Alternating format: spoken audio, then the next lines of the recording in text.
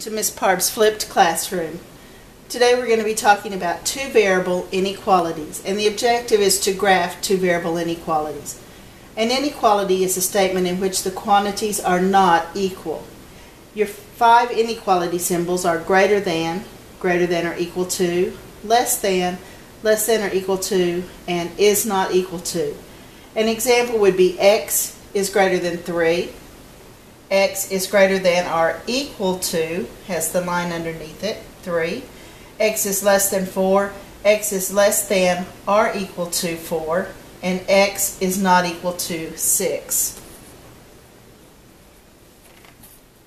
Boundary or boundary lines are the lines that separate the coordinate plane into two half planes.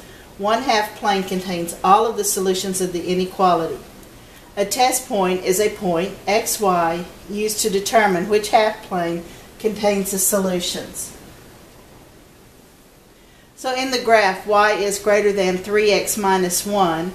Our boundary is dashed because there is no line under this. And the line is, replace this with an equal sign, y equals 3x minus 1.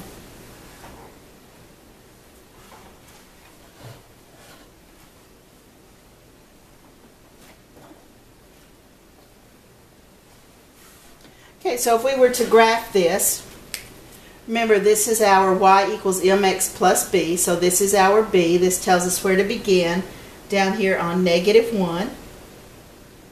And then our slope is 3. It's a positive 3, so we go up 1, 2, 3, and over one place. So now we have the 2 points that we can use to draw the boundary line. And be sure you remember to make your boundary line dashed. Our inequality says that y is greater than or bigger than all of this, so we're going to shade above the boundary line. So here's our boundary line, and we're going to shade above it. So this whole side is the half plane where we find our solutions.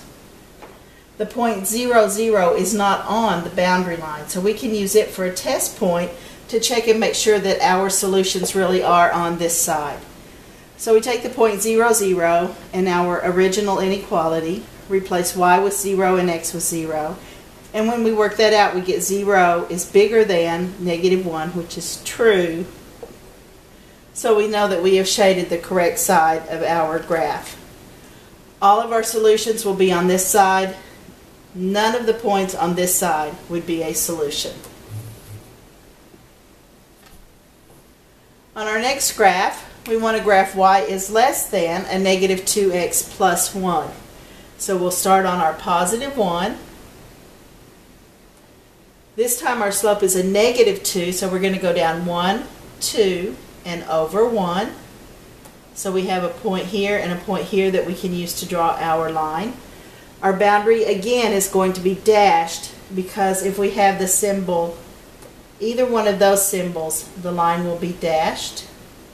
If we have either one of those symbols with the equal to part, then our line is solid. So if there's no line under here, it's dashed. So we're going to draw our boundary.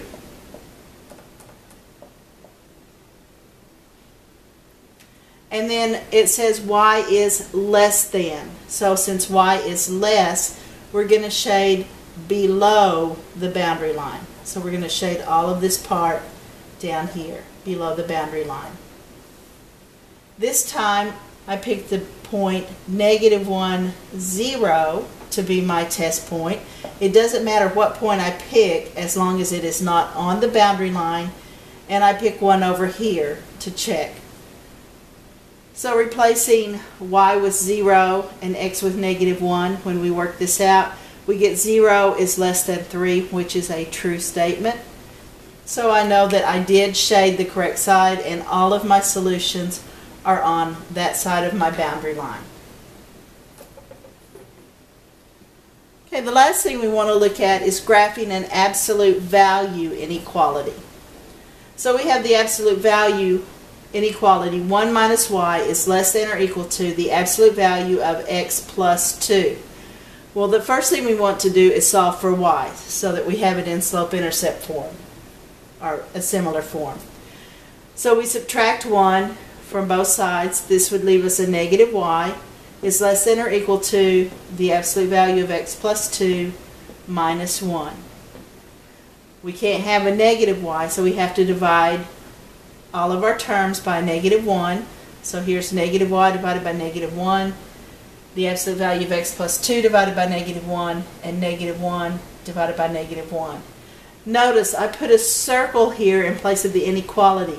Because we're dividing by a negative 1, or a negative number, we have to change the direction of our inequality symbol. So anytime we divide or multiply by a negative number, we have to change the direction of this symbol. So now instead of less than, we have greater than. Negative divided by negative is a positive divided by a negative gives us a negative, and a negative divided by a negative gives us a positive. So this would be the absolute value graph, translated up 1, left 2, and flipped over the x-axis. So if we graph that, instead of our vertex being here at 0, 0, we go up 1, we go left 2, and we flipped over the x-axis so it opens down instead of up. Our boundary line is solid because in this inequality we do have the line underneath the inequality symbol. And then it says y is greater than or equal to, so we will shade above the boundary. So that would be all of this area for our absolute value inequality. 0, 0 is not on our boundary line, so we're going to pick it for the test point. Go back to our original inequality and replace y with 0 and x with 0. When we work that out, we get 1 is less than or equal to 2, which is true. So we did indeed shade the correct side of the inequality. You may have noticed that I used the point 0, 0 a lot for my for my test point. That's because the arithmetic is really, really easy when you pick the point 0, 0.